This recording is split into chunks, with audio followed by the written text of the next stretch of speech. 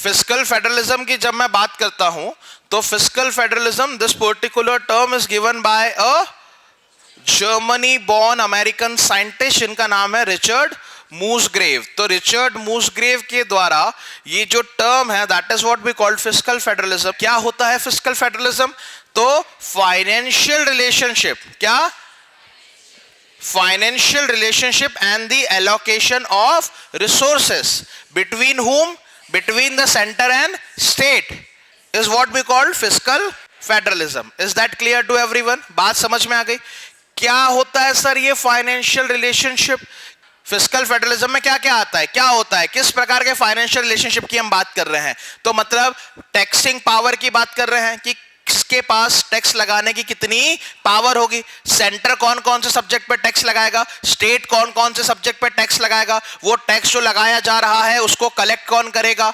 Is that clear to everyone? वो tax किसके पास जाएगा, टैक्स का डिस्ट्रीब्यूशन अप्रोप्रिएशन किस प्रकार होगा, फंड्स किस प्रकार ट्रांसफर होंगे, है ना, एक्सपेंडिचर किस प्रकार होंगे, ये सारी चीज कहां काय के ये इन सारी चीजें जो है सब आपको काय में देखने को मिलेगा, फिस्कल फेडरलिज्म में। क्योंकि क्या फाइनेंशियल रिलेशनशिप को ही तो क्या कर रहा है, ये दर्शा रहा है। अरे यस और नो, हाँ या ना? क्या होता है फिस्कल फेडरलिज्म से? What is the major objective? Federalism word आया मतलब समझ जाइए कि स्टेट ताकतवर हो रहा है। यहां पर मैंने कहा फिस्कल फेडरलिज्म मतलब फाइनेंशियल, उसमें स्टेट को क्या बनाया जा रहा है, पावर प्रोवाइड की जा रही है, उसको पावरफुल बनाने की कोशिश की जा रही है। तो अगर फाइनेंशियली आप स्टेट को सशक्त बनाओगे, पावरफुल बनाओगे, तो उससे क्या होगा, स्टेट जो है, स्टेट की जो फिस्कल ऑटोनॉमी आप क्या कर रहे हो, एक प्रकार से उसको फिस्कल ऑटोनॉमी प्रोवाइड कर रहे हो। यस और नो? अरे यस और नो?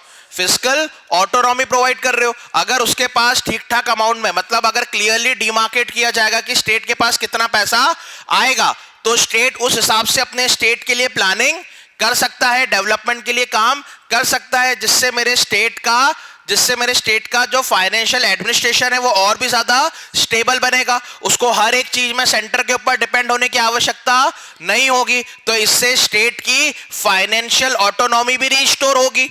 इसके साथ साथ स्टेट के पास अगर पैसा आएगा तो वो अपने रीजनल डेवलपमेंट और वेलफेयर के लिए भी काम करेगा, जिसके लिए उसको सेंटर पे डिपेंड होने की आवश्यकता नहीं होगी। Is that clear to everyone? Fiscal federalism है, ये कौन प्रमोट कर रहा है? तो याद रखिएगा आपका फाइनेंस कमीशन। क्योंकि आपके देश में जो वर्टिकल डिवोल्यूशन होगा पावर का, फिस्कल पावर का, एंड हॉरिजॉन्टल डिस्ट्रीब्यूशन होगा फिस्कल पावर का, ये सब किसकी रिकमेंडेशन पे होता है? फाइनेंस कमीशन की।